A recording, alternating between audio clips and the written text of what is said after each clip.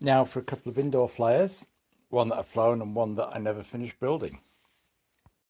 This is a butterfly. It is super light. This is a custom made box for it. So basically, oh and look, 2 battery packs for it. There. So you've got a wheel there which will drop down into the middle. It's just a carbon fiber frame, and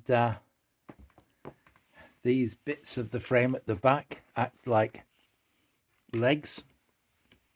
You've got what's the controls?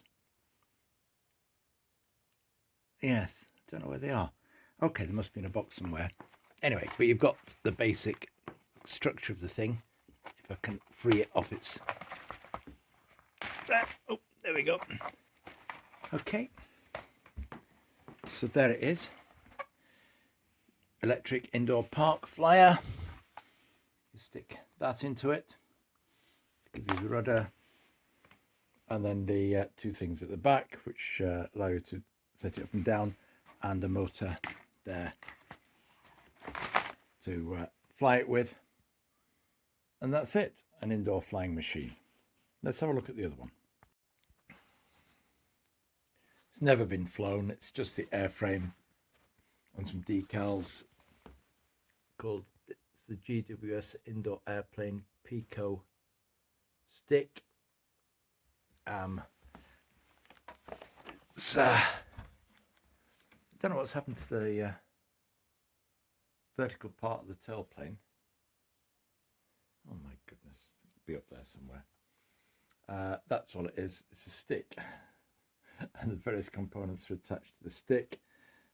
The motor, the little motor, and battery, etc., and receiver are not there. And flying surface, control plane. Yeah. So there's a little bag here, which has got, is that just 1 control rod? 2 control rods, surely, because you've got the rudder and the, yes, 2 control rods in there, in that plastic bag, one of which is for the rudder when I find it. That's all there is to that one. It's a little bit of an airframe.